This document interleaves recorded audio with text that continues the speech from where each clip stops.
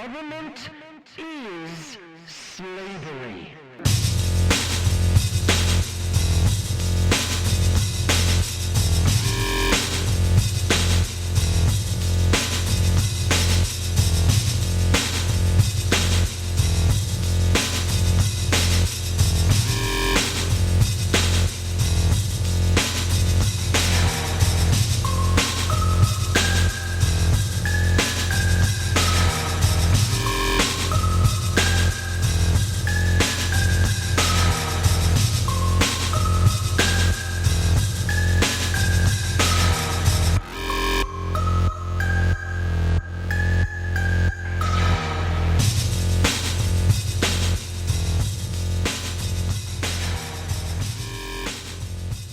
Yo, welcome to the Freedom for All podcast. I'm Joe Murray, and this is episode 7.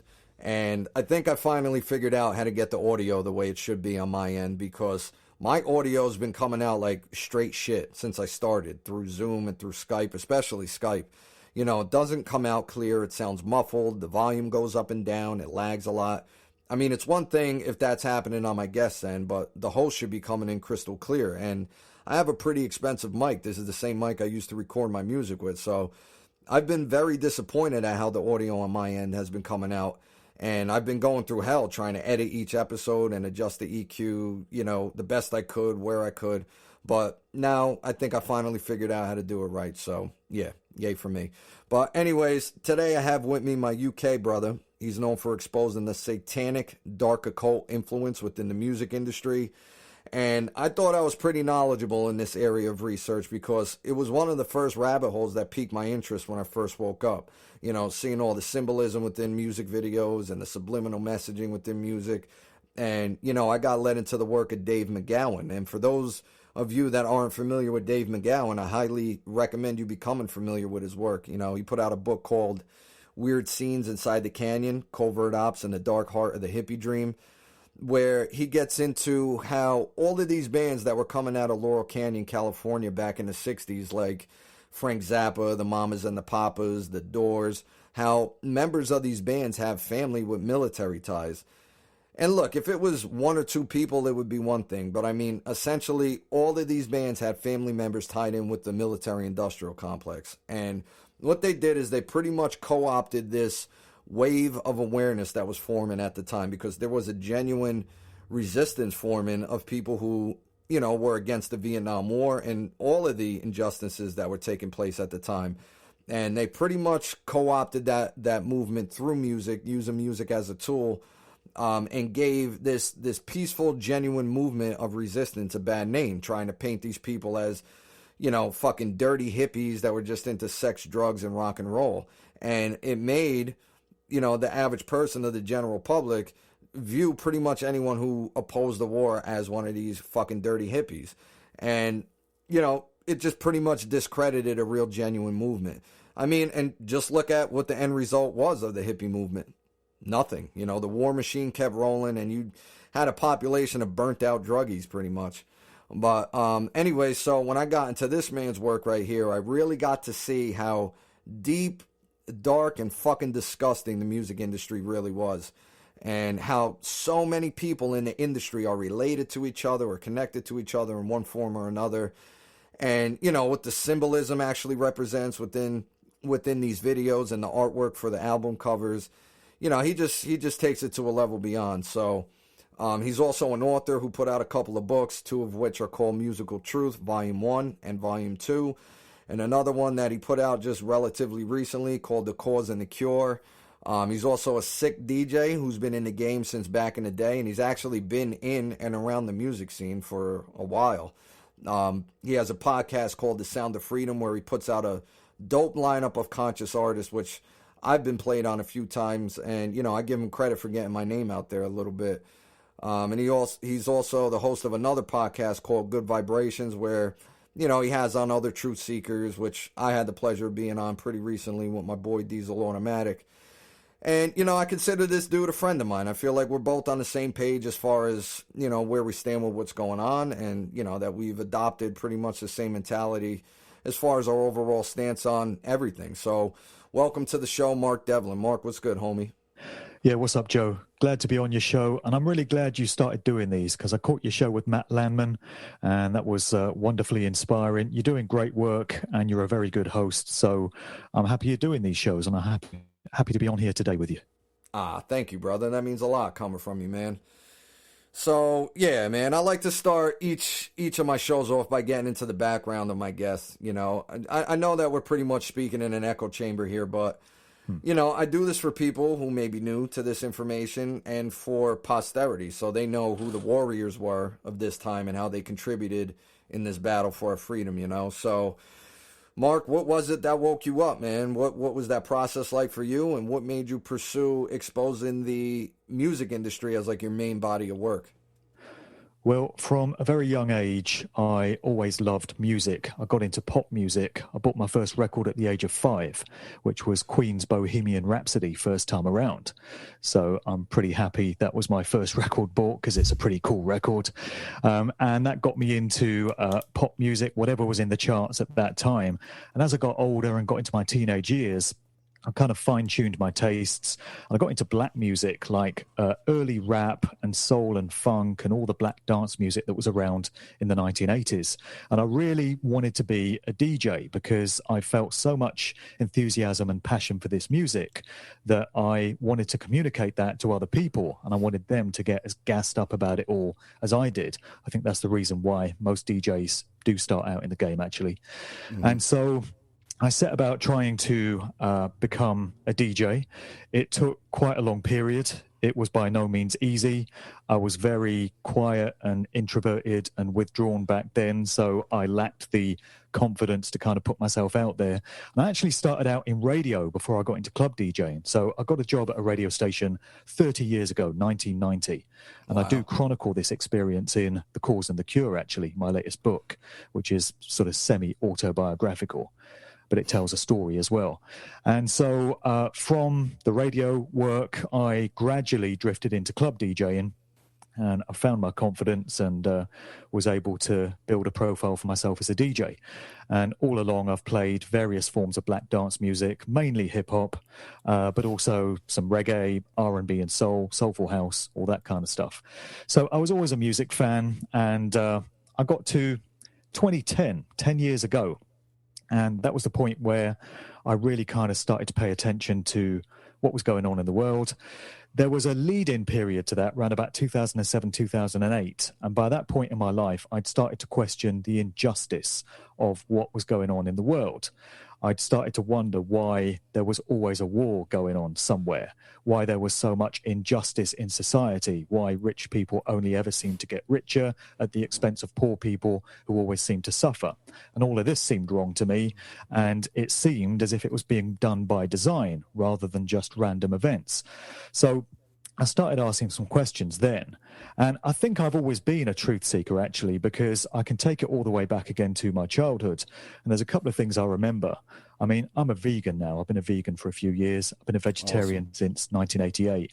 But back when I was very young, when I first discovered that the meat that you get on your dinner plate comes from animals who actually have to be slaughtered to provide it, I was horrified. You know, I was very young. I was probably 5 or 6 or something at the time. And I had assumed that in my youthful ignorance that these companies just waited for animals to die naturally and then they would use their bodies for meat. And when I found out that there were these places called slaughterhouses where they herd and corral these animals by the thousands and specifically slaughter them to provide meat, I was horrified. And that kind of set me on the path to becoming a vegetarian. It took me quite a few years beyond that to get on that route, but eventually I did. And another thing I remember from my very early years is considering just how unfair and unjust and indefensible it was for Britain to have a royal family. I could not understand why one family above all others, just by virtue of their genes and their ancestry, should enjoy all those riches and all that privilege and be put up there on a pedestal and supported and revered and worshipped by the rest of the general public. That just seemed completely unjustifiable to me. I was probably about 8 or 9 when I had those kind of sentiments. So I think there were some early seeds being sown in my mind there for what was to come. But it did take me many, many years to fully get on board. So I spent a good couple of decades as a DJ, and I became relatively successful. I got gigs all over the UK. I was fortunate enough to travel to over 40 countries to DJ internationally. And I was doing radio shows and meeting artists and interviewing some famous names in the hip-hop and R&B field. But it was 2007, 2008 when I first started to really question things and really start to put the pieces together. And my dad certainly helped in that process because he's always been a deep-thinking guy. And as far back as I can remember, he would always sit there late at night in his armchair with a big pile of books. And often you'd catch him staring into space, looking out of the window at the stars and just kind of musing on the mysteries of the universe and stuff like this. So I've obviously inherited some of that spirit from him. And he kind of entrained me in alternative ways of thinking.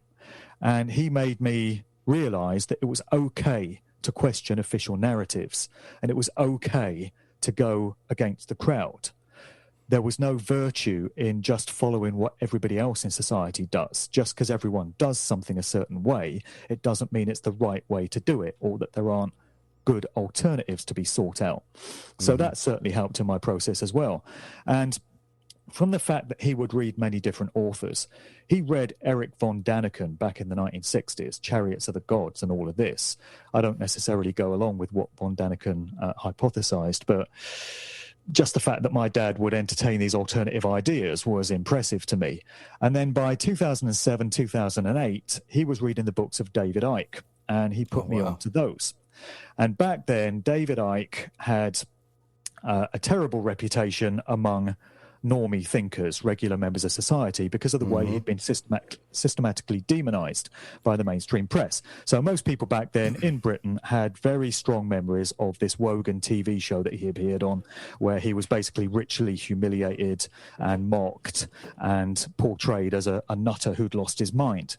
So there were still throwbacks of that were hanging around in my mind. But my dad encouraged me to look at his work and some of the things that he was saying. And so I did, and I gave it a go, and I approached it with an open mind. And I found out that the man was actually speaking a whole lot of truth.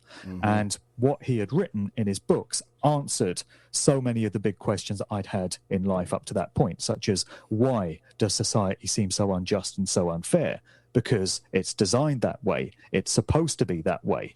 You're not supposed to win when you're one of the regular crowd, you know.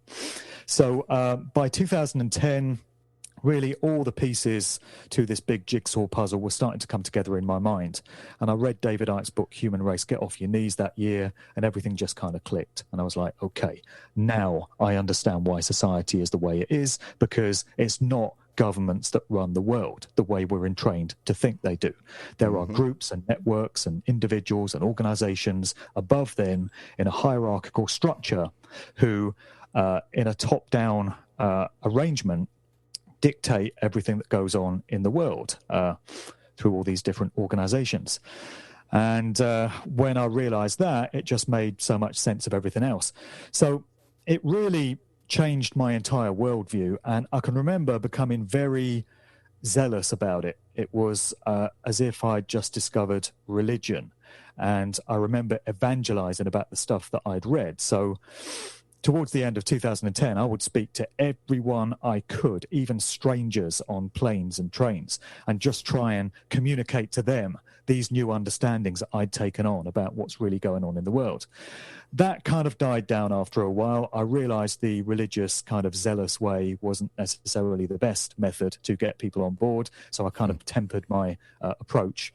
And for the first couple of years, I was really just watching and reading the work of David Icke.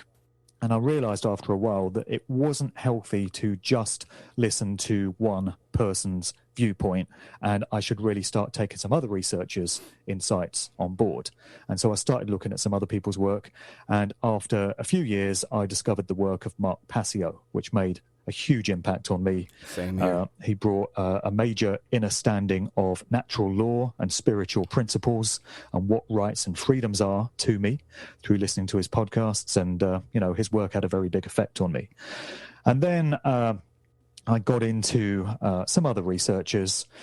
First off, in terms of my research into the music industry and the true nature of it and what it's used for, because when I first woke up in 2010 and realized the world is nothing like the way we're told it is, I immediately set about trying to establish how this dynamic had played out in the corporate music industry, because I'd been a part of that industry machine for a good couple of decades up to that point, and I wanted to better understand what it was I'd been a part of. And the first aspect of that I got switched onto was all the dark occult symbolism that was appearing in pop music videos. I was turned on to this largely by the work of Vigilant Citizen from the Vigilant Citizen website, and also a bit later, Isaac Weishaupt over at IlluminatiWatcher.com does some great work on this as well. And I got hip to the fact that so many contemporary music videos from the likes of artists that were around in 2010. So, pop names like Lady Gaga and Katy Perry and Beyonce and Rihanna and Kanye West and Christina Aguilera and Taylor Swift and these kind of names, you would notice the same occult symbols cropping up in all their videos and all their promotional artwork and all their photos. And that was the first indicator to me that there was a very dark, disturbing element to the corporate-controlled music industry. And I was quite naive back then to think that it was a relatively modern phenomenon, and it was just something that had come along in the 2000s. But the more I delved into it, the further I found myself going back in the timeline. And I was going back to the 1990s, 1980s, and then eventually I discovered the work of Dave McGowan, who you just mentioned, his landmark book that came out in 2014, Weird Scenes Inside the Canyon. And that made me realize that there is this dynamic of lifetime actors, as they're known, who are people that are thrust into the public eye one way or another. They could be politicians, they could be business leaders, they could be TV presenters, they could be Hollywood actors, and they could be musicians. The important thing about them is that they didn't get to these influential positions through good luck or by random chance. They were placed there by virtue of who their families were. And again, what genealogy they came from. And I realized that it's all down to these bloodline families. And different generations of them get put into these different positions in society where we get to know them. And if we don't scrutinize them enough, we tend to trust them and we tend to hang on their every word. And when they're used to prop up some agenda or other, a lot of people will go along with it just because they like this particular celebrity. So that got me into the whole way that these controlled celebrities and lifetime actors work. And that's been very key, I would say, to my main body of work in terms of working out just why we get certain individuals served up to us and we're trained to revere them and put them on pedestals, because it's always the chosen ones that they want us looking at and not anyone that happens to have made it under their own steam, Yeah, for sure. It's fucking crazy how deep it all goes, bro. Like people would just never understand.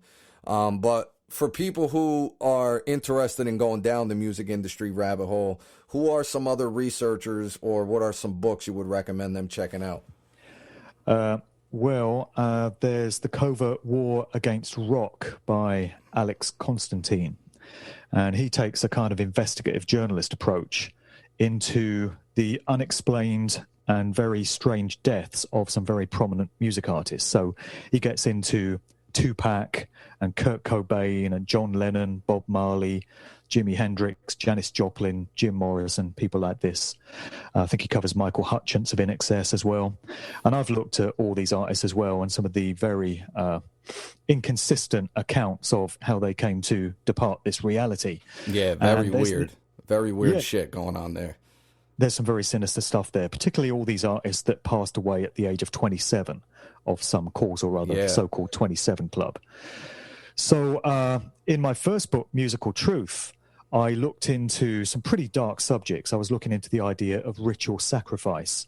And there is a lot of evidence to suggest that when artists sell their soul for fame and fortune, so these would be music artists who don't come from one of these important bloodline families. There's still a facility in place for people that don't come out of this kind of ancestry to become very big and influential.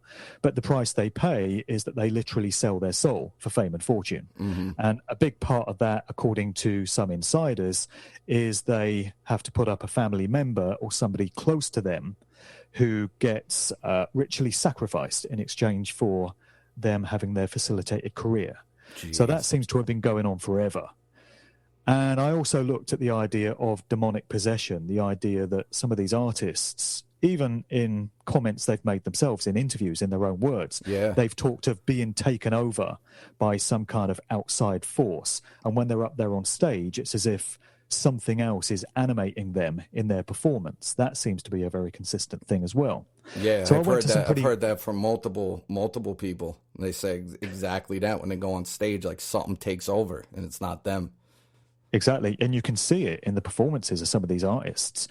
Michael Stipe of REM would be one. I've seen some video footage of him. He goes up on stage and starts performing, and then his eyelids start fluttering, and it's almost as if something's entered into him, and he just starts shaking and behaving in very strange ways. And he's just one example. You know, Beyonce's spoken of this, stepping into her Sasha Fierce alter ego when she's up on stage, and she says she herself is quite a quiet, shy person, but she becomes very flamboyant and charismatic when Sasha Fierce enters into her. Nicki Minaj had her Roman Zelensky alter ego. Lady Gaga's got this character called Joe Calderone that she used to step into. And this is a thin line between the idea of demonic possession and trauma-based mind control, which many of these artists are subject to. That came up in my research as well. And it often happens from early childhood, from the families that many of these artists come out of. So they are programmed as a kind of derivative of the CIA's MK-Ultra program. And there's a version of that known as monarch programming, which is very popular in the entertainment industry. And it's based on trauma-based mind control. And these people are subjected to horrific traumatic events that causes their minds to dissociate from reality in order to deal with what's happening to them. And it shatters the mind and creates these different compartments or alters, which can then be programmed with different personalities. And that's why you see so many of these artists behaving so bizarrely from time to time. It's as if they've become a different person because they've slipped into one of these alters, often by way of a trigger that they've been exposed to, a trigger word or phrase or a color or a design or something like that. So there seems to be a very thin line between artists that we see exhibiting traits of trauma-based mind control and those that may well be getting taken over by these different entities, because occult ritual is a very big part of the music industry as well. When you look at these big shows like the US Super Bowl show, the halftime show and the Grammys and the VMEs and the MTV Music Awards, in recent years, these shows have become massive occult rituals on a mind-blowing scale when you consider they take part in huge auditoriums with massive audiences there in place, but they're also televised around the world. So they've got an audience of potentially multiple millions who are actually participating in an occult ritual. Not that they have any idea it's going on, but the symbolism is all there to suggest that's exactly what it is. And at the very upper echelons of this industry, just like all other walks of life, you'd find this at the very top of the political system. You'd find it at the top of the world of big business, of medicine, of science, of the military, Hollywood movies. The individuals controlling things through different secret societies and different networks and groups are at their core dark occultists. And this colors everything that they do. So that's why we shouldn't be too surprised when we see some of these household name artists participating in these rituals. So I went to some pretty dark places in Musical Truth 1, but I tell you, man, some of the stuff I've been looking at this year makes me realize that I probably didn't go far enough, unbelievably.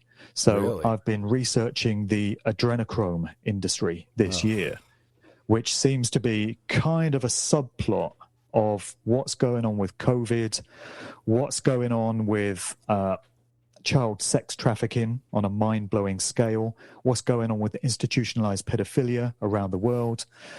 You know, you delve deep enough into that whole cesspit and you get to the subject of adrenochrome. So I am going to be putting out a Musical Truth Volume 3 I've been trying to knuckle down to the writing of it all year, but I've been kind of distracted with all this corona bollocks bullshit that's been going on. And I found it really difficult to get down to the writing of it. But at some point, I'm going to have to. And a feature of this next book is going to be a reluctant, grudging look at adrenochrome and how that plays out in the entertainment industry. Mm-hmm.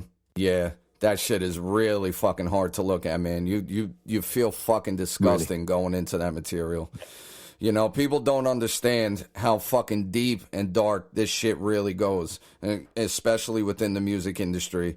You know, the lengths these people will go to and how obsessed they are with their symbolism and performing these occult rituals. I mean, it really is right in your fucking face, and it's crazy. Like, people don't question how bizarre these music videos are and these performances are. I mean, it's very blatant and in your face, obvious. you know. So yeah, it's a deep rabbit hole to go down checking out the music industry, and you will learn a lot. You'll learn a lot about the occult and symbolism and how these motherfuckers actually operate and why they're so obsessed with controlling the music industry and Hollywood, because, as you said, ultimately the people who are running the show are dark occultists, and they understand the inner workings of the human mind inside and out, and they know how to play on people's emotions and motivations. And, you know, they know that the universe is, you know, everything is energy, frequency, and vibration. So they know that, you know, certain sound frequencies can affect human consciousness and alter a person's entire state of being by altering their emotional state, which would therefore affect their behaviors. And then you add, you know, subliminal messaging within lyrics and symbolism, and you have a fucking perfect cocktail for mind control. Yeah, sure. So yeah, you know, these motherfuckers have their claws deep in the entertainment industry, and they are manipulating human consciousness in order to alter people's behaviors and bring about the behaviors that would bring about the changes in society that they want to see, you know? That's right. But you know what, Joe? I'm wondering what future the music industry has now, though. Yeah, at because this point, right? We've seen some crazy shit this year, as we well know. The world has been put on hold and everything's been shut down. And so there's not really been a music industry this year because all the venues have been shut, so nobody's been able to go out and do live shows and tours. Very few records seem to have been getting made. I know people have home studios and they're producing music and sharing files online and stuff like this, but I doubt there's going to be very many classic albums coming out of 2020. And from what I'm hearing, a lot of these prominent musicians, well, there are accounts of many of them being placed under house arrest themselves for being a part of bigger things, for crimes against humanity. And I'm really wondering if the controllers, well, first of all, I think the control system is on the way out. And we can get into this as the conversation progresses. I'm sure we will. But, you know, I think we are witnessing a control system that's had its way for a very long time, but is entering its death throes. And everything is changing this year. And that's not necessarily a bad thing. And it just makes me wonder whether they're already pretty much done with the music industry in terms of what it can achieve. Because my research has shown me that it goes all the way back to the early days of the corporate industry. So we're looking at the 1950s, effectively, when you had the birth of rock and roll with the emergence of Elvis Presley, and over in the UK, Cliff Richard, interesting name to study.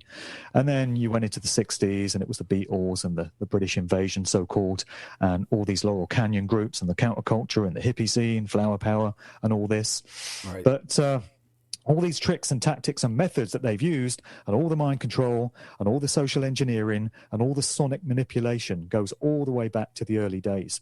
And I think they've pretty much taken it as far as they can take it. They've got as much dark occult symbolism into the music as they can. They've messed around with the frequencies and the production, and I'll give some examples of that in my book as well. They've got subliminal messages into the music by way of backmasking, and also some visual stuff in record sleeves and music videos and things like this. Artists have been used to prop up all kinds of social engineering agendas. So they get an artist famous for being a rock singer or a member of a group. You know, Bono would be a good example. And then when the time is right, they wheel them out to prop up all kinds of political agendas. And United Nations projects and all this, such as Bono's been used for, and, you know, Bob Geldof with his Live Aid Band-Aid thing, and Sting and Peter Gabriel and all these artists that have been seen as activists over the years, but in actual fact, they're doing the bidding of the New World Order control system. So they've achieved all of that. And I wonder how much further they can degrade the music, because when you look at what's come out over the past 20 years, from 2000 onwards, it just doesn't even compare creatively with what went before. At least with a lot of this music that came out in the 60s, 70s, 80s, even though it might have been fulfilling agendas, it was still fucking great music. And there was still bands and artists and musicians that had genuine talent, and there were interesting people, and they put messages into their music. But for the past 20 years, all we've had is these identikit production line sound-alike clones just being churned out. And the music's been totally degraded. It's being used purely as a vehicle to push debasement and degradation of culture and morals. And there's no real scenes anymore. There's no real movements or trends. There's no fashions anymore like there used to be. There's no individual music genres that you can pinpoint. It's all been done. And I really think that by the time this coronavirus shit came along, the controllers probably felt that they'd taken the corporate music game pretty much as far as they could. And another aspect of this is Hollywood movies. I mean, that's another industry which has not been operating this year. I don't know what people are going to be watching in cinemas if they're open next year, because there's no goddamn movies being made, because the whole of Hollywood's been on lockdown. And again, many of these prominent Hollywood actors and producers, I'm hearing all kinds of stuff about what they've been involved in, adrenochrome being among them. Deeply sick people, many of these individuals, by all accounts. So, you know, maybe the Hollywood movie industry is pretty much done. And maybe we've reached a point where everything has to be rebooted, including these different aspects of culture. Again, I know we'll explore this as the conversation progresses, but, you know, 2020 is a game changer in so many ways. We are not going back to old ways of doing things. No. We've had this new normal mantra drummed into us by the social engineers, and they've told us to get used to these new normal ways of doing things. They've got their own ideas as to what that's going to constitute, but I have some other ideas as to what the new normal is going to look like, and it's not the same as what these social engineers have in mind. Either way, we're not going back to old ways of doing things, and that is a great opportunity, I feel, for us to take a cold, hard look at the way we've been living in the past and fix up and find more productive, less self-destructive, more moral ways of moving forward in human society. So, you know, for many people, 2020 has been a fucking nightmare, and it has for me in so many ways. But ultimately, it doesn't have to be viewed that way. It can be viewed as the greatest opportunity we've had in our lifetimes to reset everything in our vision, in our according to our aims and our objectives, not the social engineers, the controllers, but reset everything so that humanity has a much better experience moving forward from this point. Yeah, absolutely, dude. Yeah, let's get into it, man. Let's get into the current shitstorm that's taking place. I mean, can you fucking believe what we're experiencing at the moment? I mean, I can to an extent, but it's just gotten so unbelievably absurd. It really has. That it's hard to even comprehend. You know, I mean, here we are, dude. What we've been warning people about was going to come for so many fucking years. This New World Order takeover. I mean, and if there was ever an event to prove that the world was ran by the same force, this was it. I mean, can't get any more in your face and obvious than this. I mean, you pretty much had all of the governments of the world speaking from the exact same script, implementing the exact same retarded, insane measures at the exact same time. You know, it's like, no. This isn't the New World Order takeover us crazy conspiracy theorists have been warning you about. No. All these draconian Orwellian measures that are being taken over a so-called virus with a 99.997% survival rate is because the governments of the world care so much about your health. Yeah, they're honest, good-hearted people with your best intentions at heart. I mean, anyone who still believes that everything that's going on is about some fucking virus, you're just a dumb sack of shit. I'm just going to say it like that. Lost beyond hope. Yeah, beyond hope. You're fucking done for. You know? Yeah. Anyone who still believes the government and the mainstream media as grown-ass adults, you have learned zero in your lifetime, and you ought to be fucking ashamed of yourselves. Yep. You know? Anyone who believes that the government should be anything other than abolished, you're an immoral shithead and you're still very much asleep. So, man, where do you see us at right now? I mean, I know you have your opinion of what else might be going down behind the scenes, which I want you to get into, but where do you see us at right now, and what the fuck do you think we're going to see unfold in these upcoming months? Well, 2020 feels like the year that every conspiracy theorist, so-called, gets vindicated and gets owed a whole load of apologies, and a whole load of humble pie needs to be eaten. And I've seen that happen. I've had people reach out to me these past few months that previously used to mock and deride and scoff at me. And I'd post something on Facebook and they'd pop up in the thread and say, oh, here you go again with your conspiracy theories. You think everything's a conspiracy. And some of these very people have come to me this year in private messages and they've said, I was wrong. I was wrong to have mocked you. I was wrong to have doubted you. Now I can see that everything you've been saying is actually true because it's all coming to pass in my own life. So that's one dynamic that's been happening. Another thing that's happened, Joe, is that all my trolls have disappeared this year. Really? I used to get a lot of trolls on YouTube, and they would always pop up every time I posted a video, and I'd get accused of being a Freemason and a Satanist and an MI5 agent, and I would have people questioning everything I posted and gaslighting me and contradicting me. They've all gone. They've all gone this year.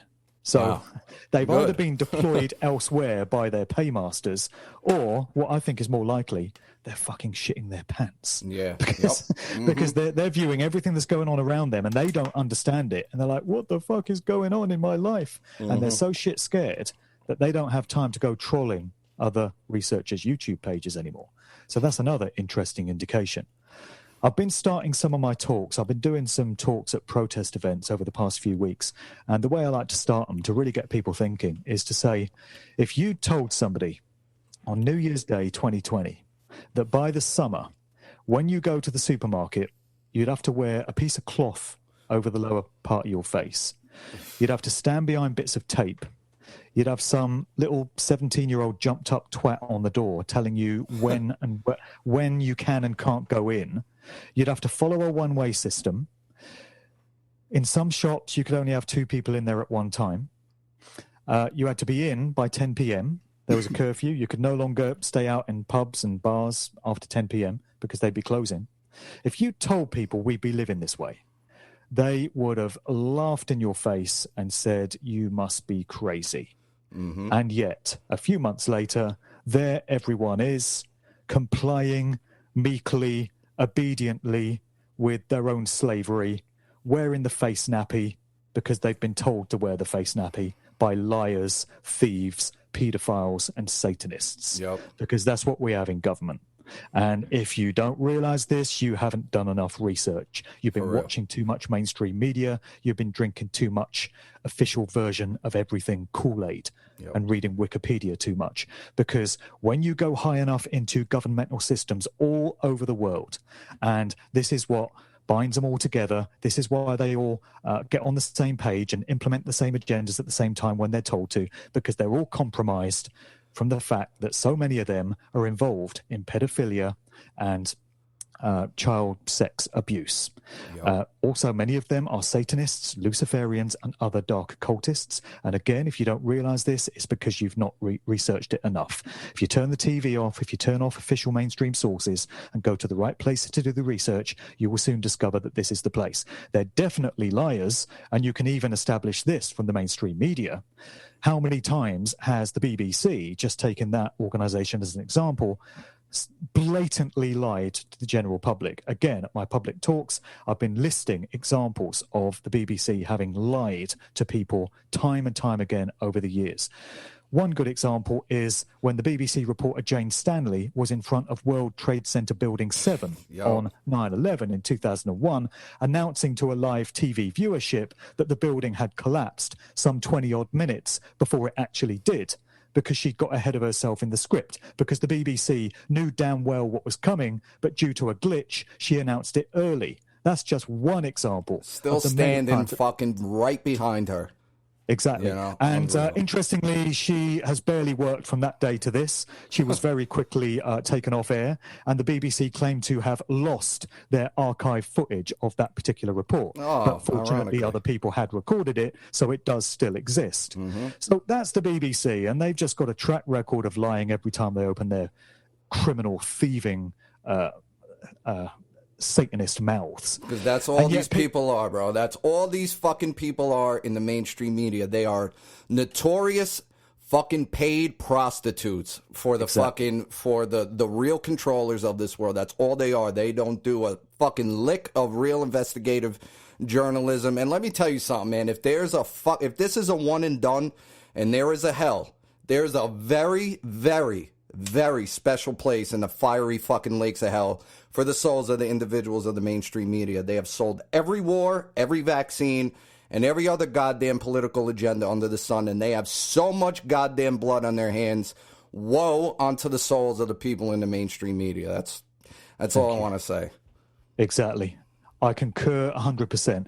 These traitors are every bit as culpable as the politicians that put all these bullshit mandates into place. They're every bit as culpable as the architects. Couldn't get it done without them. Couldn't get it done without them.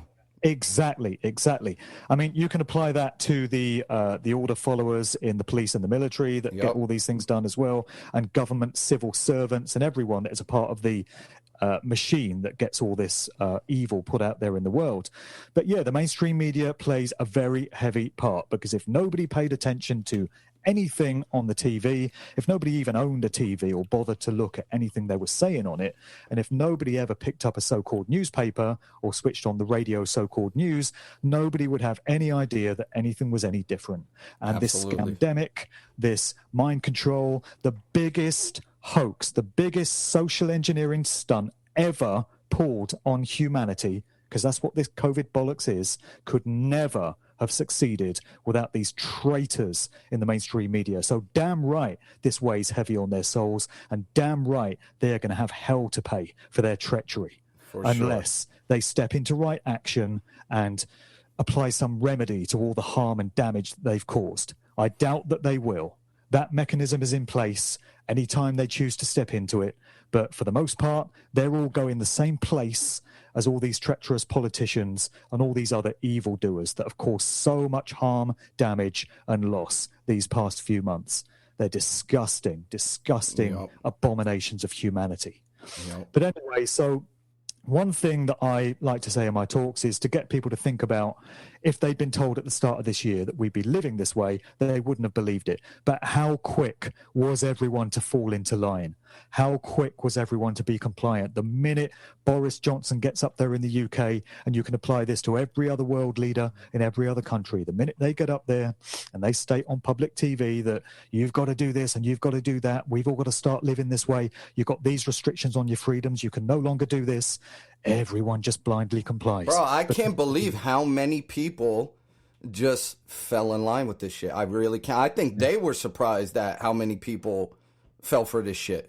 You know, initially, like they went for it and they saw how many people fell for it. They're like, holy shit, let's go. We're going all the way with this shit, you know? And look at what people are giving up just because it comes from the mouths of some government minister. Known fucking just known notorious fucking liars, you know. Well, liars, and that's the least of it, Joe. And I know, you deal with real talk on your show, so let's go there. They are doing the bidding and obeying the dictates of people that fuck kids. That's what it comes down to. And if you don't know that's what this system comprises, there's a global network of fucking child trafficking and pedophilia. If you don't know that, like Mark said, you have not done your research. That is the currency of the controllers of this world, is fucking children. All right? That is 100% going on. A modicum of research into this will prove that to be the case. That is how they get these politicians by the balls and how they get them to play ball. That's it. That they get them on film with young kids, and then they got them by the balls. You want to know how this control system works and how they get people to implement what they want and how they get away with what they do? That's it right there. They get them on film with fucking children, and they hold them by the balls and tell them, you're going to implement this, otherwise this is getting leaked. These are disgusting, pedophilic pieces of fucking trash. That's all they are. That is what your fucking government comprises of. You think they give a fuck about your health or about you or your fucking children? You're a fucking idiot. And it's the same all over the world. Yup, worldwide. And like you said, that's how they got all these measures implemented in every country in the world, pretty much, with very few exceptions, all at the same time, because all these politicians, all these so-called world leaders are controlled by the same forces, because they're all compromised, because they're all into this sick business of the sexual abuse of kids. And all you people that are obeying the dictates of these government ministers, because you think they're more important than you think they've got authority over you, you are obeying the will of Satanists, pedophiles, thieves, criminals, murderers. Those are the people you're taking orders from. And those are the people you're giving away your natural, God-given rights and freedoms for. So another thing that would be worth people considering, the masses, those that have been going along with this tyranny, is people in your country and mine, Joe, so, United States, United Kingdom, if you asked most people what is the kind of political status of your country, they would be labouring under the delusion that we live in a democracy, because that's what we've been mind-controlled to accept. So the idea is that we elect our leaders, we choose our leaders, we don't live in some fascist dictatorship like all these terrible hardline countries around the world, North Korea or somewhere like that. No, we get to pick our leaders, so it's all fair and democratic, as if putting a cross on a fucking piece of paper every 4 or 5 years, because that's all the choice you really get. You still believe that shit, you're a special kind of fucking retard. Yeah, as if that constitutes any kind of choice. But still, most people would tell you that we don't live in a dictatorship, we don't live in some communist or fascist stronghold. No, we live in a free country and a democracy. So if you'd ask somebody at the beginning of the year what it would take for them to accept that they don't live in a free country, and in fact they do live in a fascist dictatorship where they have no rights, at least as far as the political system is concerned, because we all have natural rights in creation, but most people don't seem to acknowledge this. Mm-hmm.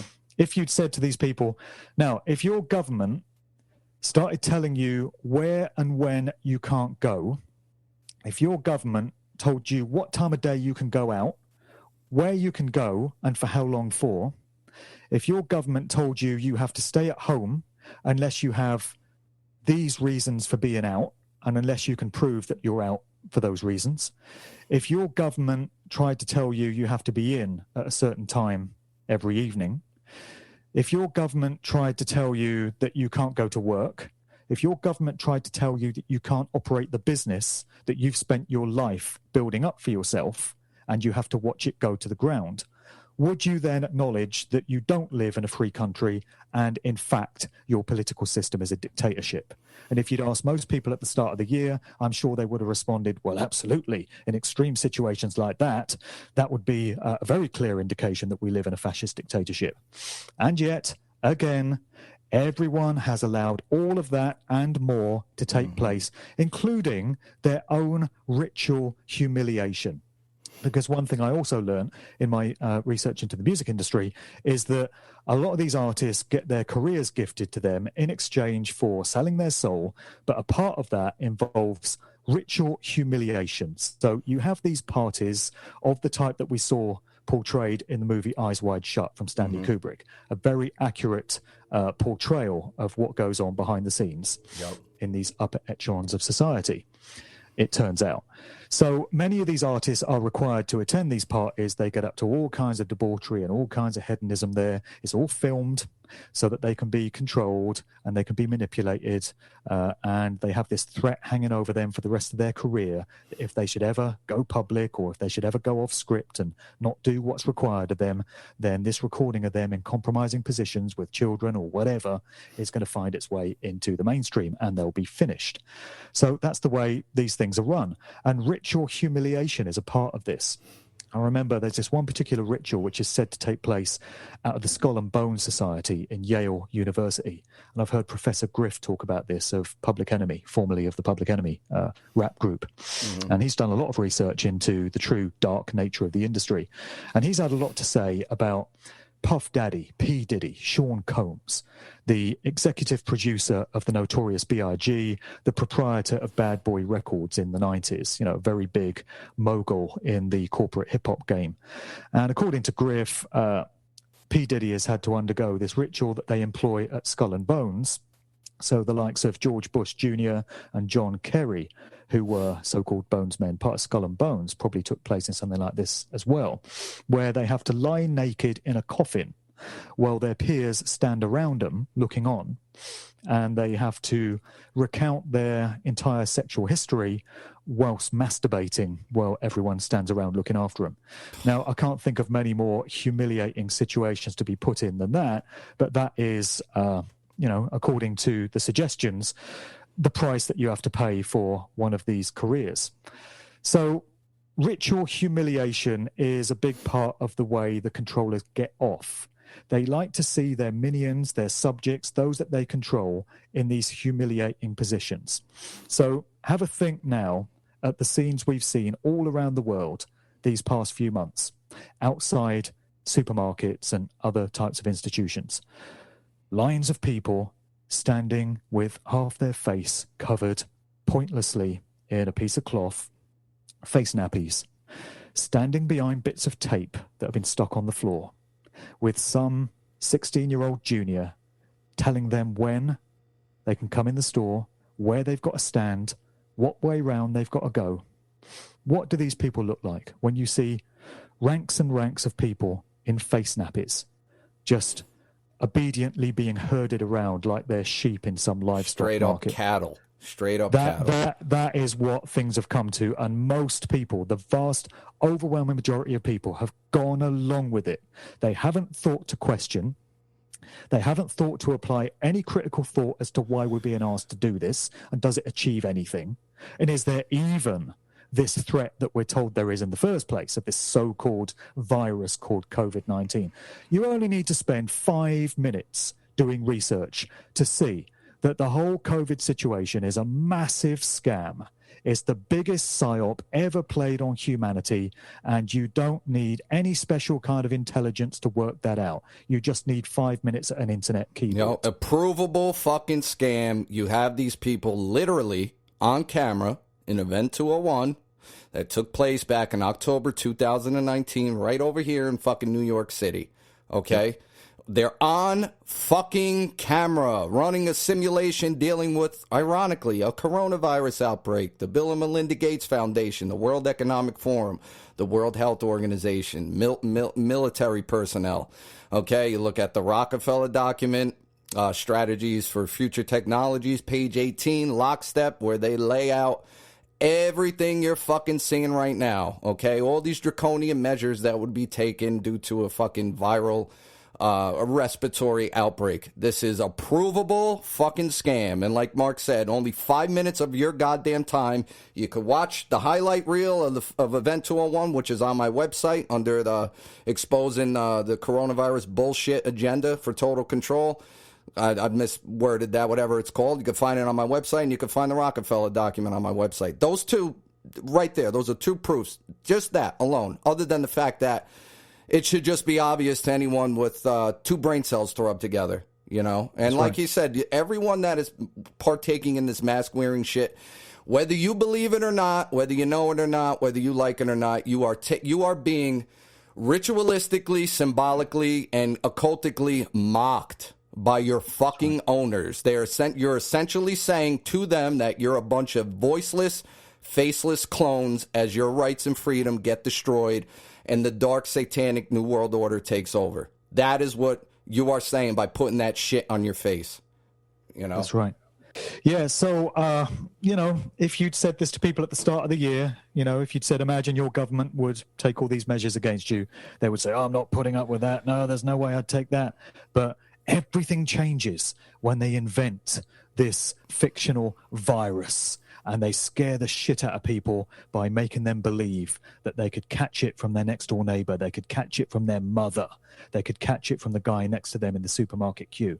And then everything changes and everyone's prepared to give up their rights and freedoms and live like this because it's easier for them to just comply with this mindless slavery and tyranny than it is for them to put up any kind of resistance about it. People seem to think that if they just do what the government tells them, wear the masks, socially distance, do all this shit, then somehow the virus will just go away and then we can all get back to normal and all do what we were doing before. They have no comprehension of what the big picture is here, the agendas that this COVID crap is designed to justify bringing in. They have no idea that there's no intention of going back to the new normal. And as I said earlier, that doesn't necessarily have to be a bad thing. But people just, again, are placing trust in the mainstream media, placing trust in their government, believing what they're telling them, even though they've got a provable track record of lying. Amazing. And people have no comprehension of what true rights and freedoms are. That's the entirety of the problem, dude, right there. Yeah. They think some group called government has the right to dictate the way they live their lives and tell them what they can and can't do. Yo, look at you, especially in the UK, dude. I'm not saying we're any better over here, but I mean, it's just gotten really like arbitrary and like next level retarded by you. They're telling people who can and cannot go into their own homes, where they can and cannot go. You can't fucking sing Bro, you wouldn't believe the shit they've been coming out with here. I mean, they are taking it to the next level. We are in the home of, or the home nation of, the Tavistock Institute of Human Relations, and there's also this group called the Behavioural Insights Team, known as the Nudge Unit. And these are organisations that are all about how to manipulate the human psyche and how to shape and mould human behaviour and perceptions and thoughts and how to make people think, basically, and how to make them behave and live their lives. And they're doing a damn good job at it because they've been doing it forever. So they're taking things to the next level.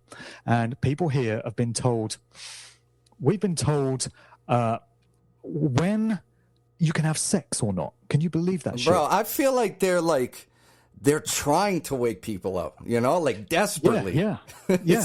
It really feels that way. They've just taken it to such ridiculous, absurd levels that you do start to wonder whether they're actually trying to shake people the fuck out of their mind-controlled trance. They're trying to throw a bucket of cold water over them and slap them around the face and say, wake the fuck up, you ignorant bastards. They're like, shit, we need some kind of challenge here. I mean, how fucking retarded do we make these people? I mean, stand up, do something, Joe, they've been telling people how they should have sex. Bro, dude, in Canada, they're recommending people use fucking glory holes, bro. Exactly. We've had that same thing here.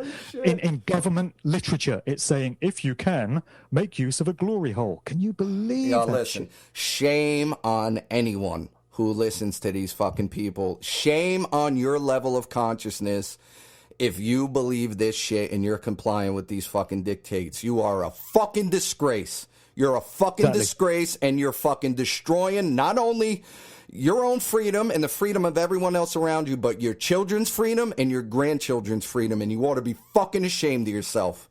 You're fucking retarded. Exactly. A lot of things have been lost this year.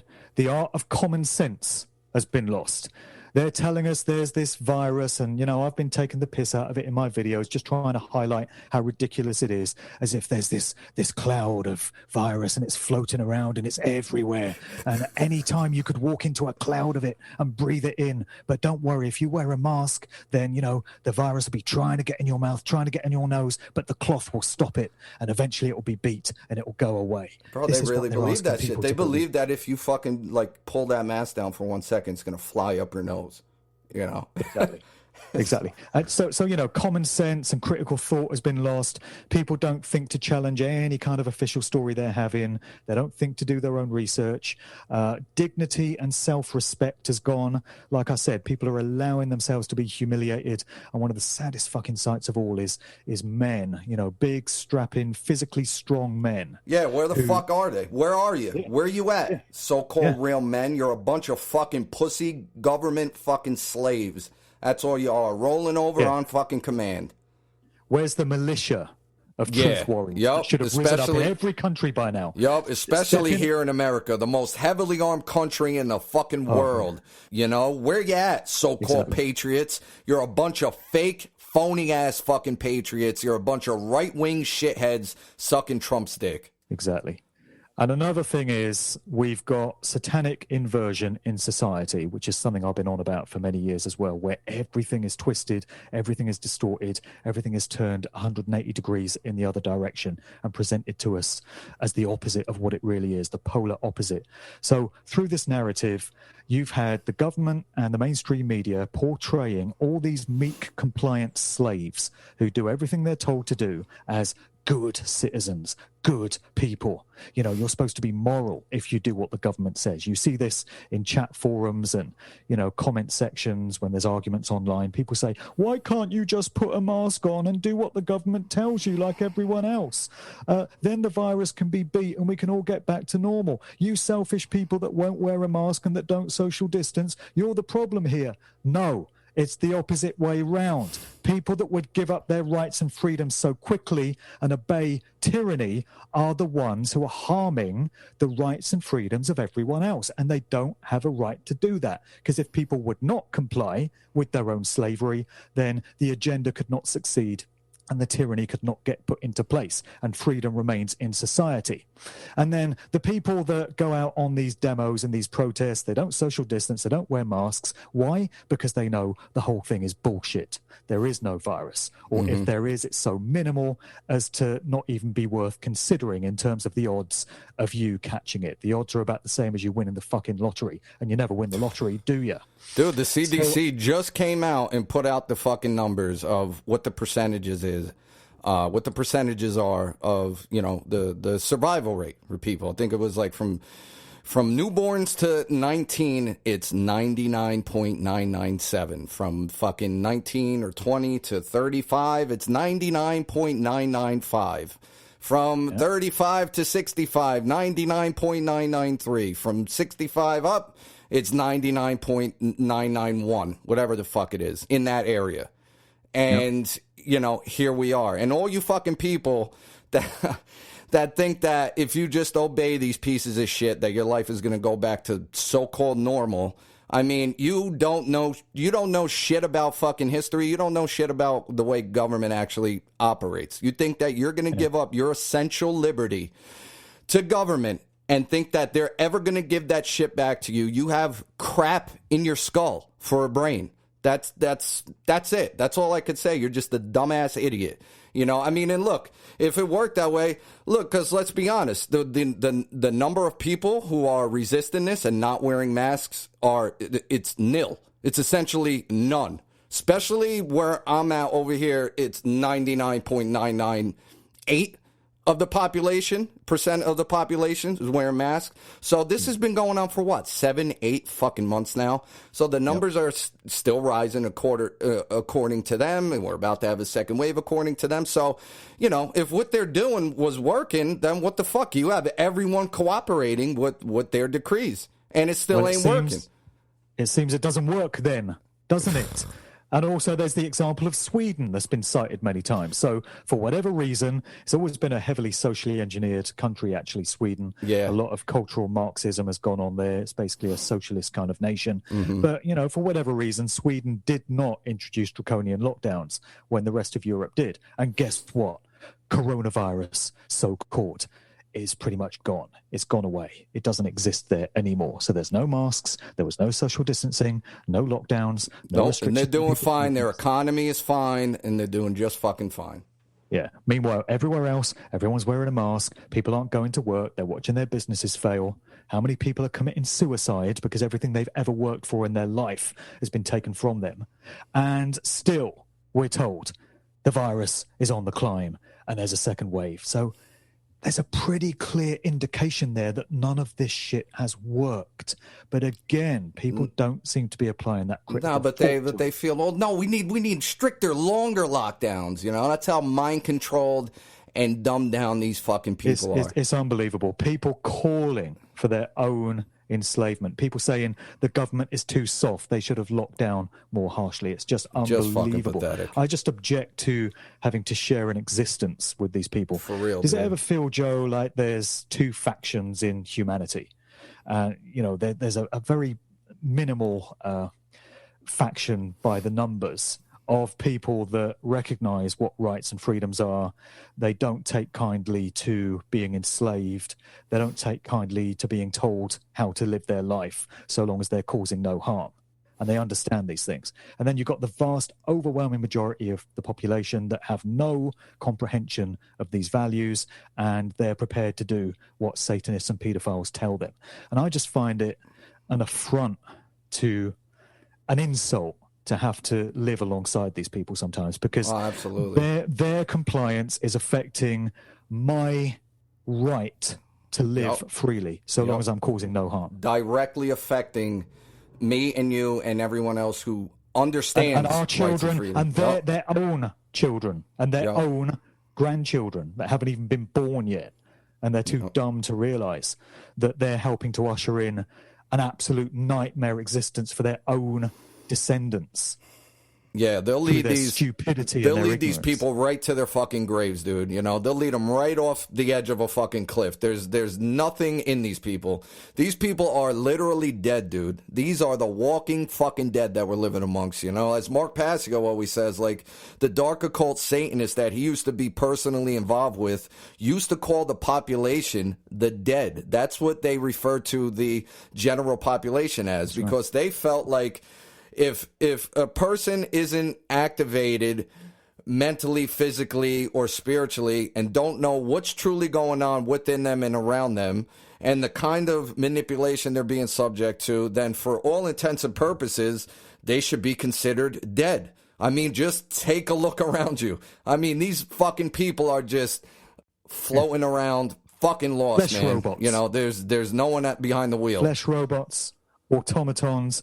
And, you know, I understand the dynamic that's at play here, because on a spirit soul level, before we incarnate into this reality, we consent to undergo the kind of life experiences we have.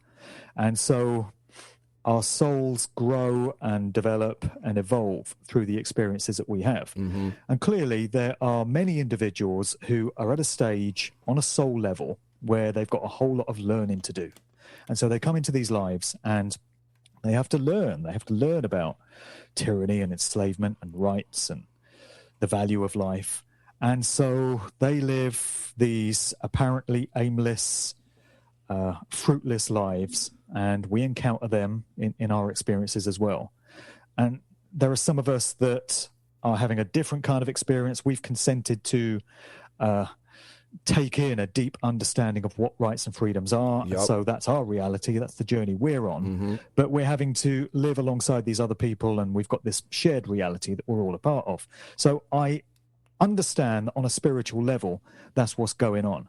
But it doesn't make it any easier to bear when you're actually going through these physical experiences. And part of what we came here to achieve is to try and wake these people up and to try and communicate rights to them, that's and the great value work of human freedom to them, and to resist tyranny and evil. That's part of our mission. That's what our souls need to evolve to the next level. So, you know, we have to do this, but that explains why it feels like there's two factions of humanity, and the faction that the likes of us are a part of are in a distinct minority.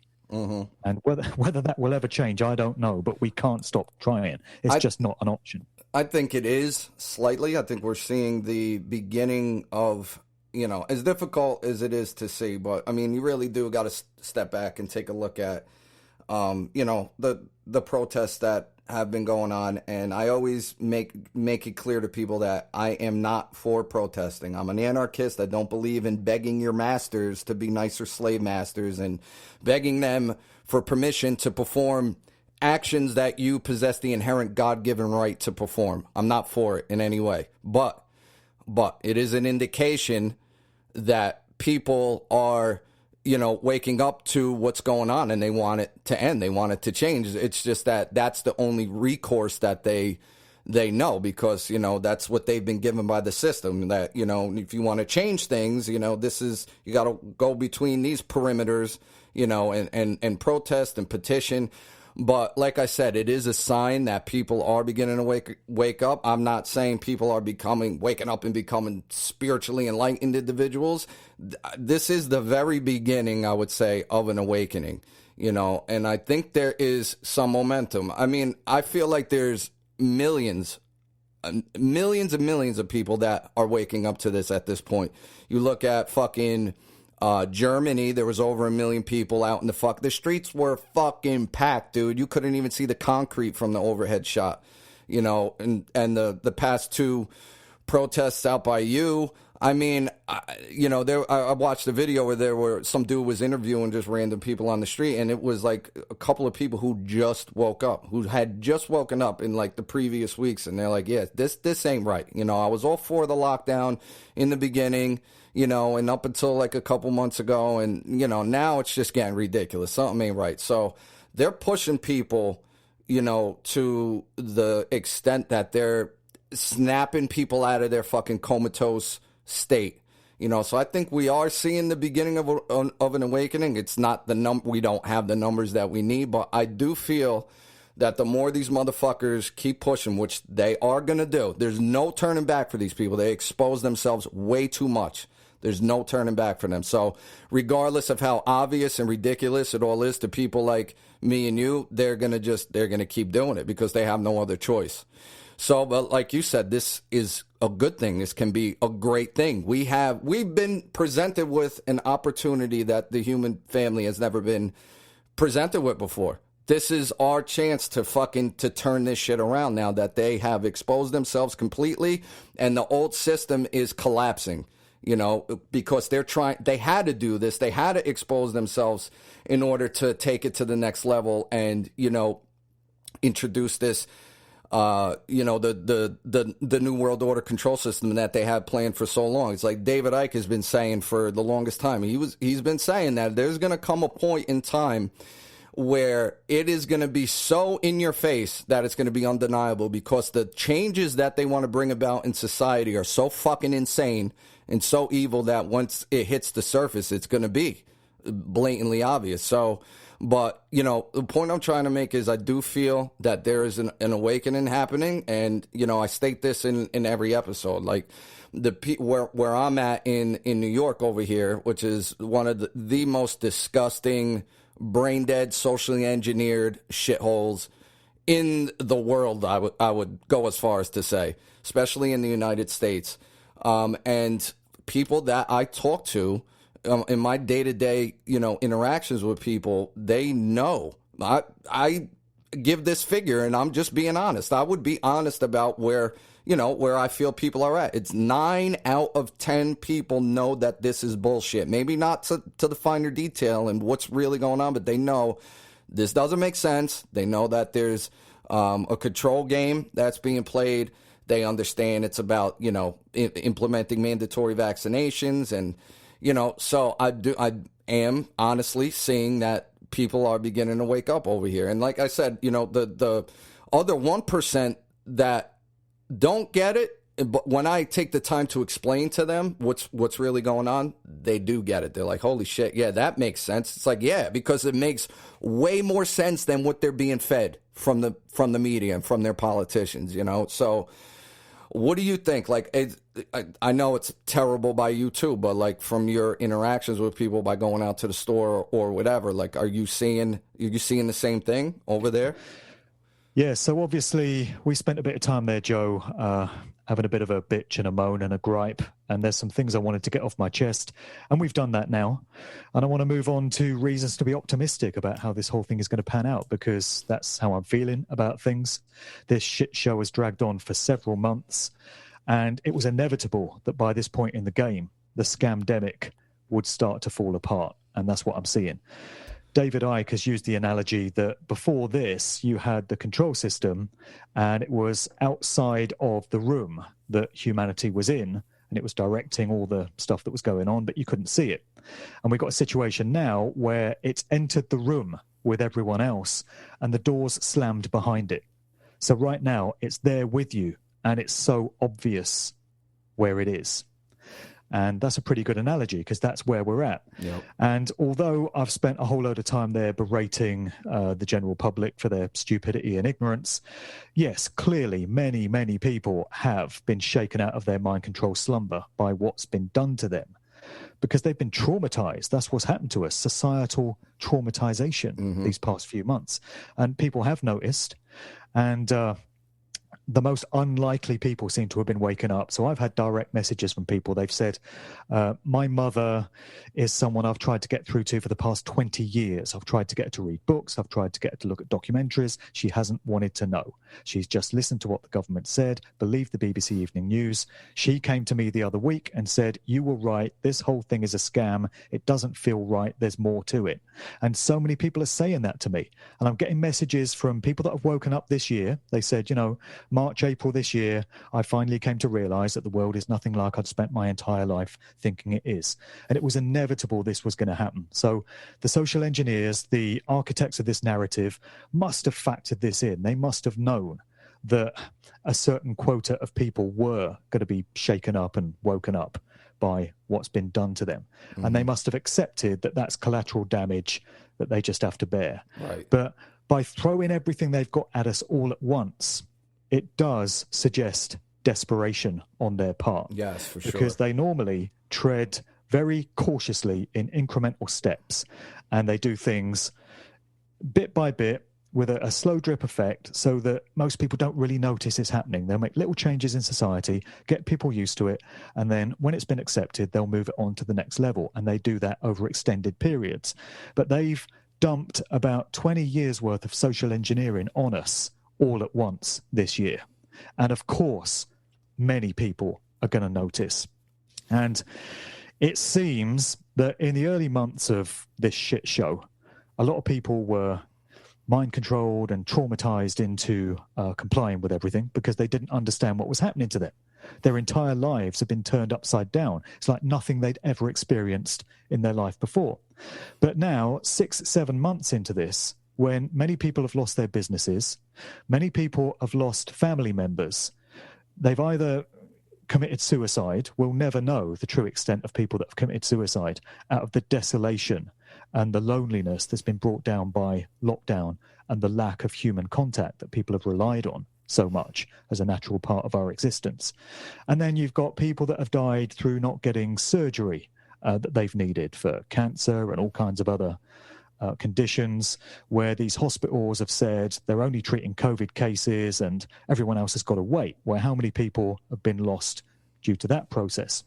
So people have suffered this kind of loss, and it just can't be justified with the mantra that the government is keeping us safe from the virus. It's clear the government is not keeping us safe, and all the damage and the harm and the loss that's been caused by these lockdown measures far outweighs any damage or even potential claimed damage from the virus.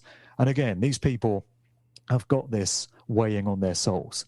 Boris Johnson, Matt Hancock, Chris Whitty, just to use some UK examples, Dominic Raab and Priti Patel and all these people. Oh my God! Not going to be pretty when karmic payback time comes for them. And then all these other names, Bill Gates. Boy, you would not want to be Bill Gates on a soul level. No fucking way. When it comes time to answer for his actions in this life. Anthony Fauci, same way. Yep. So, yes, people have been shaken out of their trance from all this. And what I'm seeing now, Joe, is that the scamdemic is falling apart at the seams, particularly here in the UK. So now you've got members of parliament Tory MPs questioning the government and criticising them and saying this can't go on, these actions are unjustifiable from within their own ranks. So I can only assume these are people that aren't up on what the full agenda is here. Right. And maybe they've bought the lie that there is a pandemic up to this point. But even they now are starting to rebel, and they're starting to say this can't go on. You've got mainstream journalists, certain TV presenters, news pundits, certain journalists, newspaper journalists are criticising the government. They're saying this is just unbelievable. It's unsustainable. This can't continue. Really? Out by you? Yeah. What's that? I said, really? Out by you? They're doing this in the mainstream? Yeah, that's happening in certain factions of the mainstream in the UK.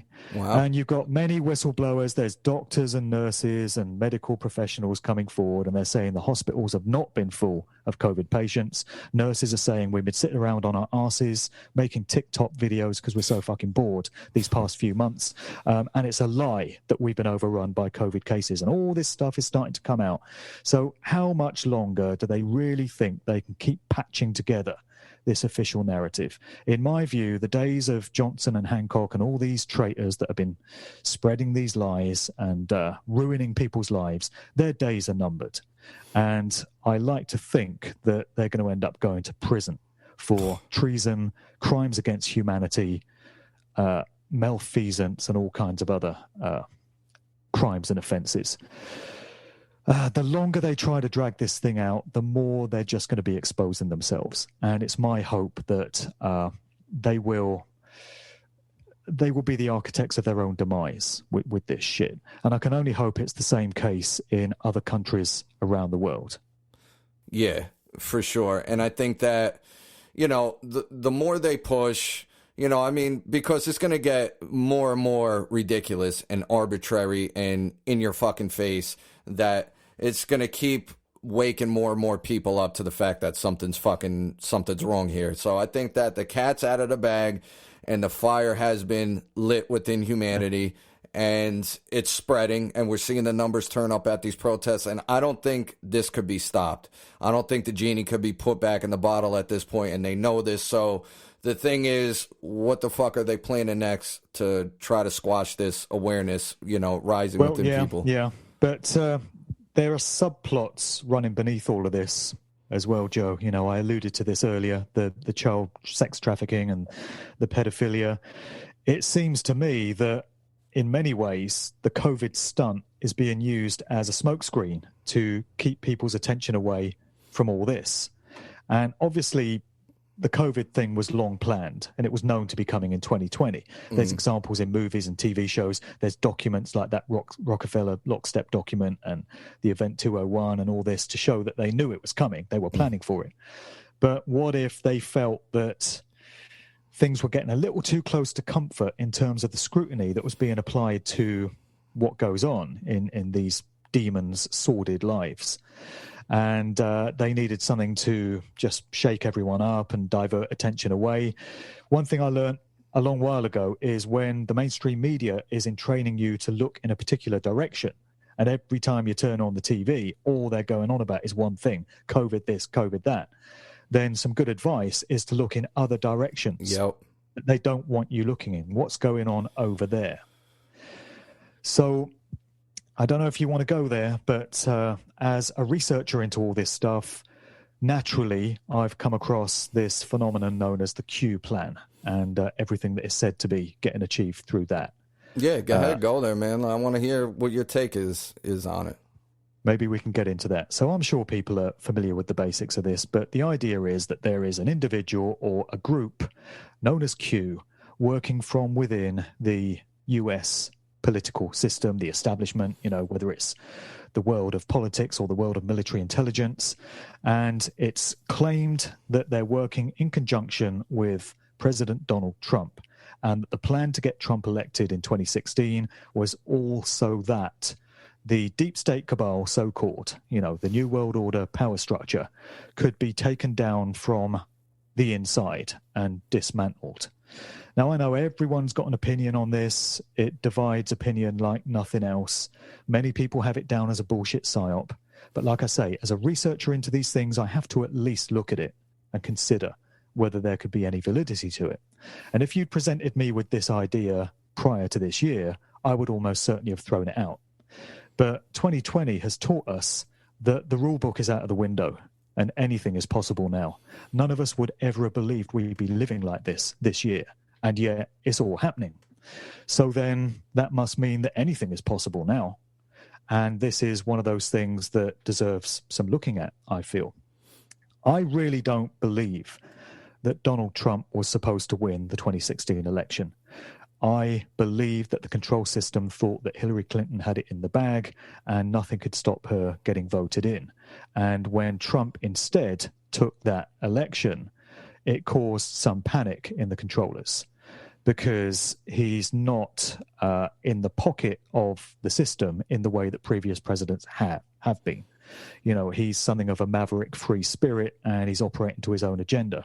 From everything that I've seen, and I've applied a lot of scrutiny to it, and I've tried to stay open-minded and on the fence about it, that's what I have him down as. So now everything seems to be pinned around the upcoming US election on the 3rd of November, and those that study the Q drops and the Q plan and, you know, research this whole thing will tell you that it's all about subterfuge, and it's all about doing things by stealth, under the radar. All the communications are coded, and there's a lot of symbolism involved, and you have to read between the lines to realize what this group is doing. So the claims are they're looking to arrest all these high-level deep state players, the pedophiles, the child sex traffickers. They're looking to bring in a lot of famous Hollywood actors and Hollywood producers and music stars that are into all this stuff and hold them accountable to it. And we also get these accounts of children that have apparently been kept captive in underground tunnels and bases around the world. And supposedly there's rescue missions underway now where they're being taken out of these tunnels and they're being blown up. And that, a lot of people claim, is the reason for the many earthquakes that are getting reported around the world, because what's actually happening is these tunnels are getting destroyed by these teams that are going in there. And it also explains why lockdown measures are particularly harsh and hardcore in certain areas of the world, such as Melbourne, Australia, because there's said to be a particularly complex system of tunnels underneath that city. So, like I say, everyone is going to have an opinion on it. I'm very puzzled by the announcement we got yesterday from Donald Trump claiming that he's tested positive for COVID-19, because up to that point, I had considered that he knew that the whole thing was bullshit. It was bogus. He wasn't buying it at all. By his actions and his behaviors, you could conclude that he had kind of inherited this problem from the deep state who had dropped it on him, and he was just having to deal with it. So now I really don't know what to make of the announcement that he's gone into quarantine for a couple of weeks. Some people seem to think that constitutes him staying out of harm's way as the election draws ever closer, because the idea is that if and when he sweeps the board on the 3rd of November and goes into a second term in office, then he's really going to start cleaning house, and then we're really going to start to see some action on these fronts. So my viewpoint on this is there's a lot of cognitive dissonance there, to be honest, because the idea of waiting for some kind of external savior to step in and fight humanity's battle for it is a bit of an anathema to me, because I'm someone that recognizes that we have the power ourselves, and we need to be stepping into that and fighting our own battles and standing up for our own rights and freedoms collectively, Absolutely. not relying on anyone else to step in and do that for us. But then I question whether humanity is at a point where we have the numbers to achieve that. Are we at a level of consciousness where we could actually achieve these things for ourselves, or do we have a very long way to go yet until we get a sufficient quota of people on board? So then, if this plan really is taking place, and if these pedophiles and evildoers really are being taken down, then that's not such a bad thing. But it's not something we should rely on.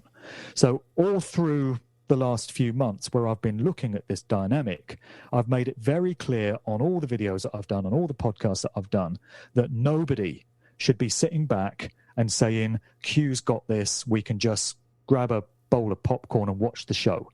No, You don't do that. You don't let up on the activism that you would always have deployed, even if you've never heard of this thing, and if you considered that we're on our own and we've got to do this for ourselves.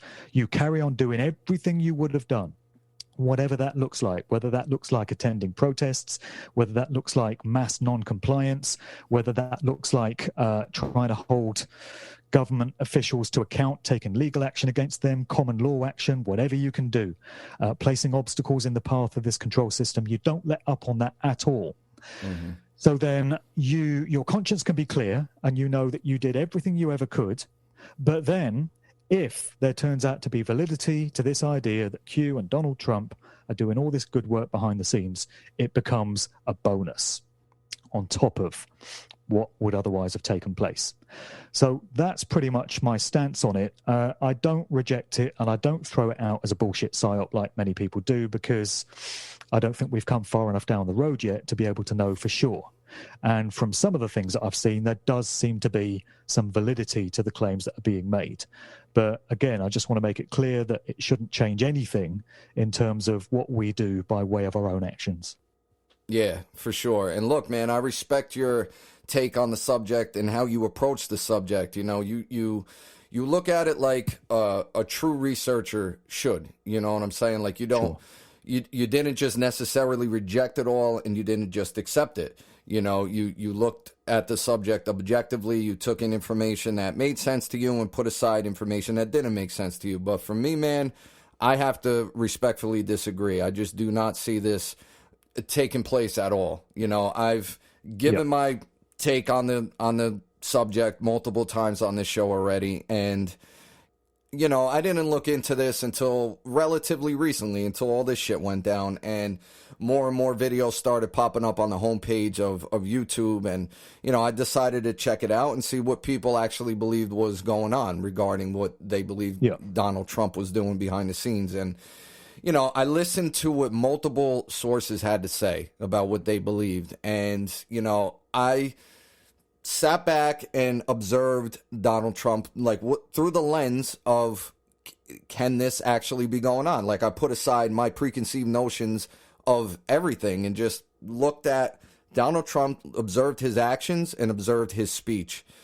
And I just can't see that taking place at all. I mean, you know, people want to say that he's some really enlightened, godly being who's doing all this, you know, great shit behind the scenes. But, you know, when you listen to this motherfucker talk, man, I mean, my honest assessment of him is that, you know, especially listening to his speeches at his rallies and his press conferences, it's like he's a very unenlightened, unpatriotic individual. You know, I'm just going to be honest, dude. Like, when I hear this motherfucker talk, you know what I hear?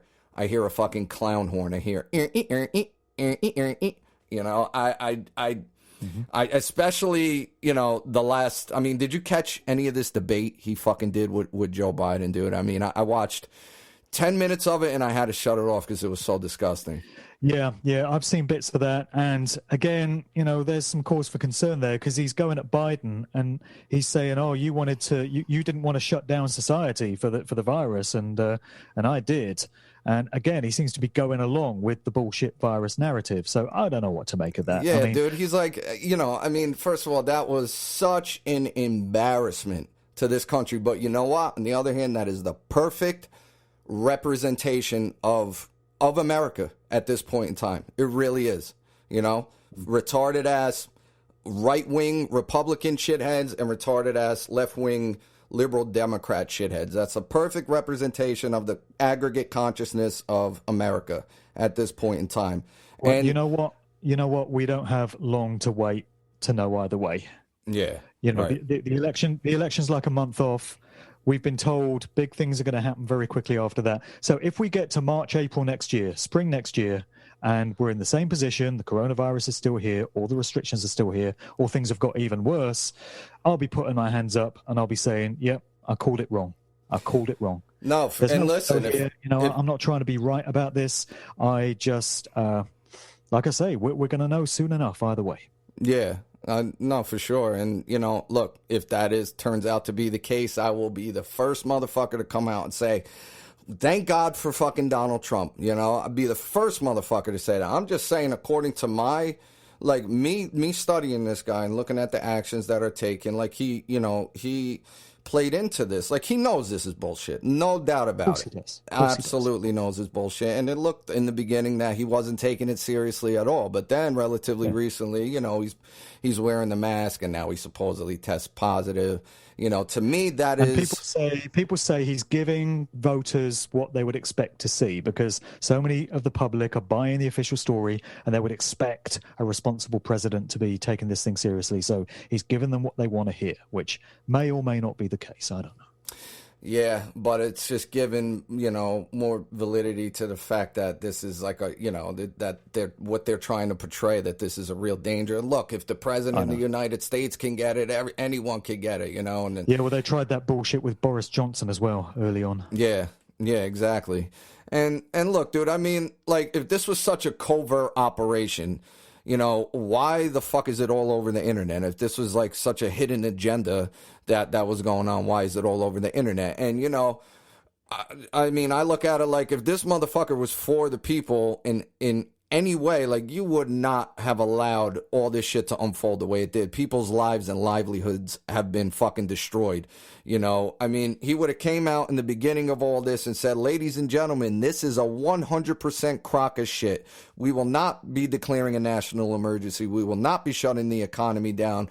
Your constitutional rights, and more importantly, your natural God-given rights, will not be affected in any way. Carry on. Even if it was at any point during this, he came out and stated this and said, you know what? And if any state wants to keep enforcing these lockdown measures, I will be withdrawing all federal funding from them. You know what I mean? I see that.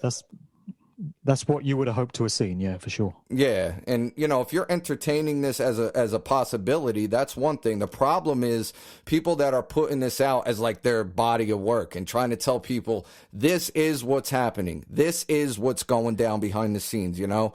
I mean, with essentially no proof. I mean, there's some fucking outlandish claims that are being made with fucking zero proof, you know? And I'm a researcher that's always been prepared to shift my position on things when new information comes along. And I've been very open about that. I'm not someone who generally says this is the way it is and that can't possibly be it. Because a lot of the time, I don't know. I'm trying to figure it out the same as anyone else. Right. But my stance on Paul McCartney, for instance, you know, as part of my music industry research, I came across this idea that the original Paul McCartney had died in 1966 and had been replaced by an imposter that's been playing the role ever since. And initially, I kind of embraced that and looked into it. And then as more and more information came my way and people started sending me stuff, it started to look more as if, yes, there's been more than one individual playing the public role of Paul McCartney, but they've both been there all along. So it's not the case that one of them checked out in 1966 and the other one took over. I'm seeing evidence that there's two of them all along. So I had to revise my position on that. Right. And I've had to do that with many things. And like you said, I'm suspicious of researchers that will say, I know exactly what's going on. You've got to trust me. I've got it all figured out. And this is the way it is. Because how can you possibly know for sure unless you're a part of that inner circle? Right. The rest of us are left with our best guess and our best assessment based on the information that's being made available to us. So, like I say, in a few months, I may have to admit that I called this one wrong. But either way, we're going to know soon enough. Yeah, for sure. And, you know, I will say, though, like, there's some strange shit going on. Like, this whole situation doesn't make any fucking sense to me. You know, just seeing how they're reacting and responding. Like, you know, I didn't think so up until very recently that, you know, that they're afraid. They are afraid. Yeah.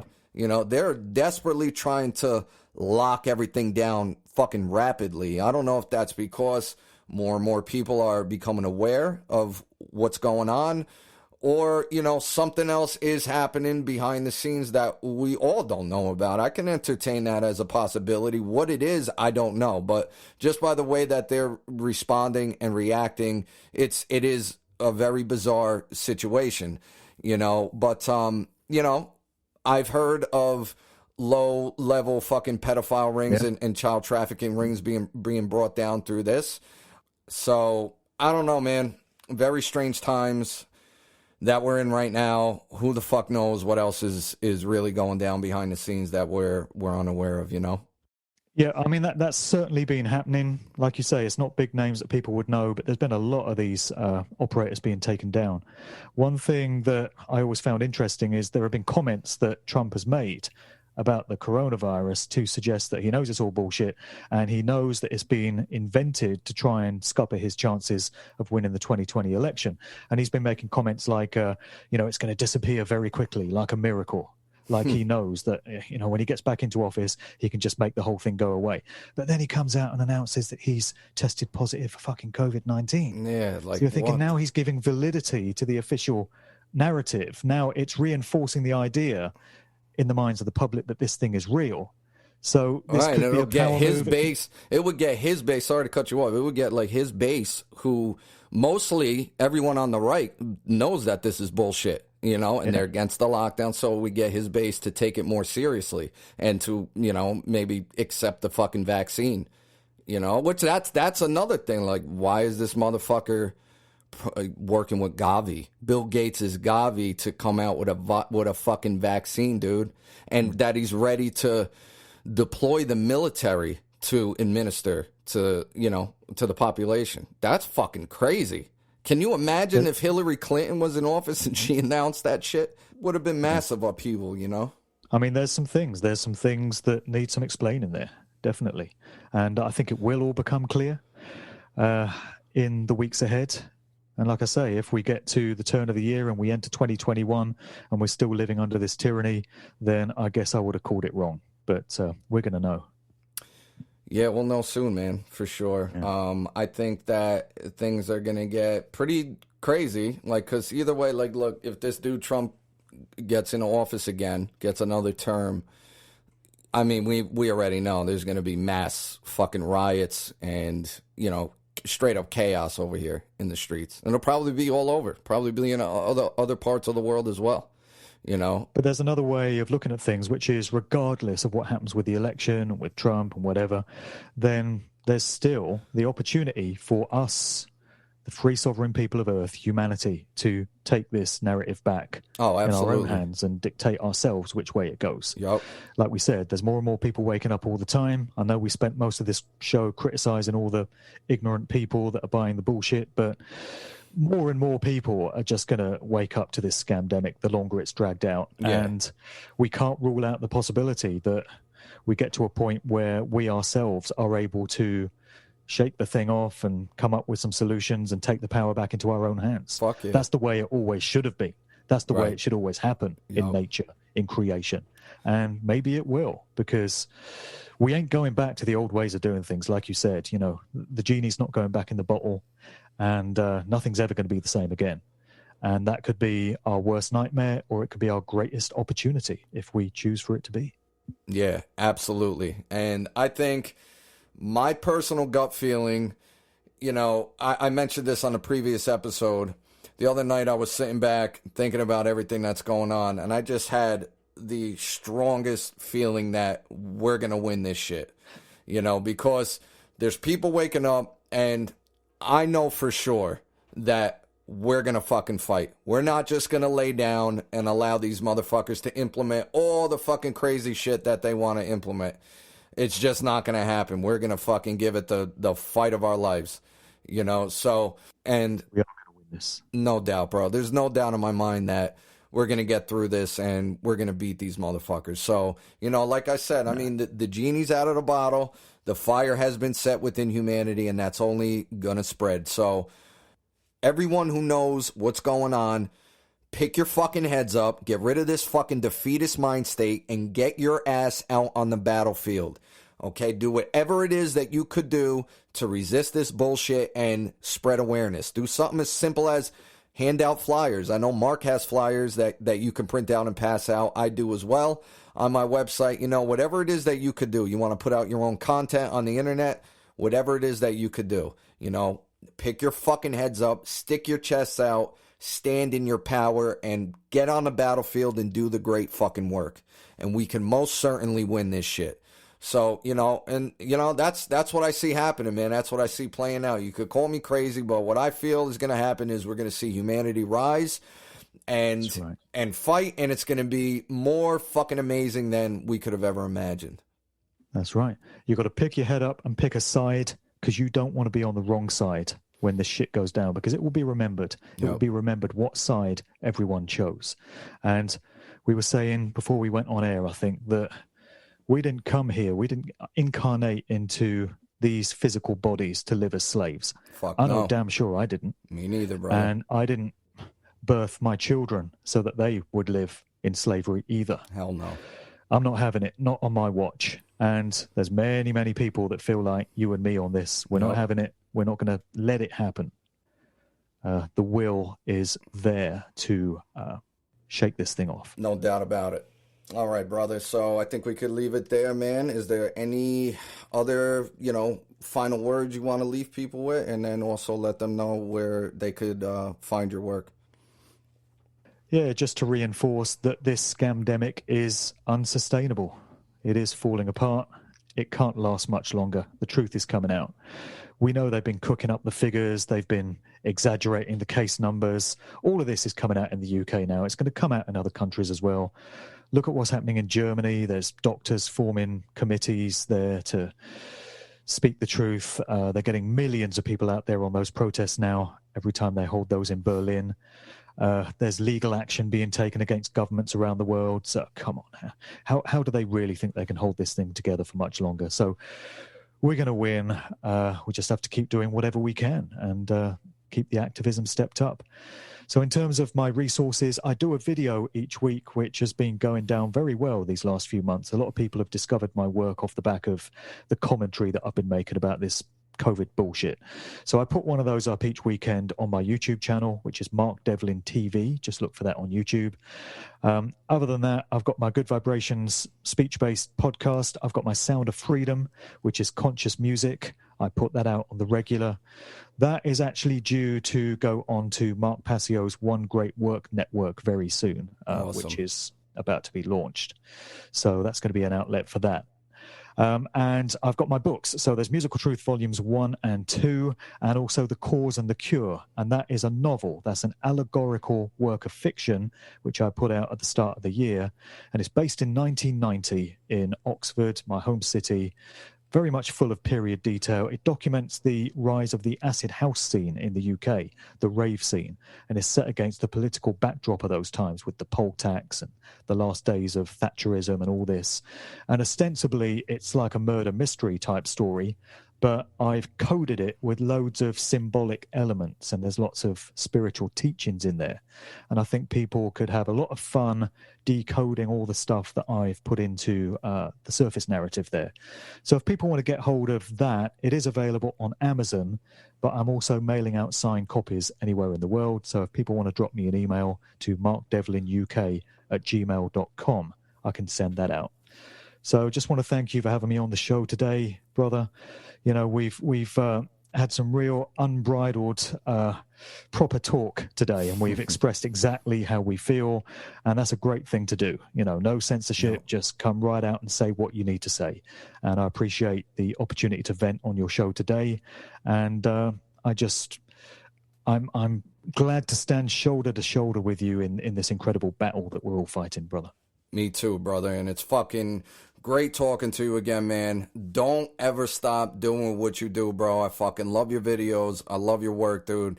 You fucking have been a major voice on the front lines of this battle, and you've inspired me greatly throughout the years, dude. So keep up the great It's the fucking moment work. of our lives, isn't it? You know, we came here for this moment right now. Absolutely. This is what we were talking about before the show. I feel like we chose to incarnate at the time we did to come here for this very moment and fight this battle. That's right. And let me tell you something. You know, I said it before. I'll say it again. You could think whatever you want about this. You could laugh. You could roll your eyes. But the dark occultists who run this world, they fear truly awakened and enlightened and authentic men and women, you know, that are exposing their bullshit.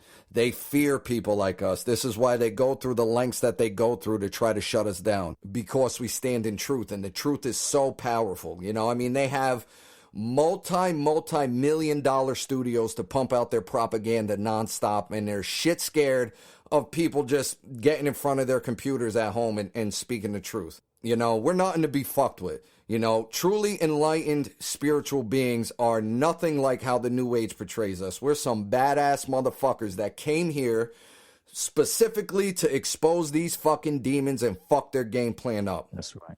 Pick your fucking head up, take part in doing the great work. Now is the time. You will never get this opportunity again. So, yeah, I'll leave it there. Thank you guys for tuning in. I'll be back next week. Same time, same fucking place. Truth, love, and freedom for all.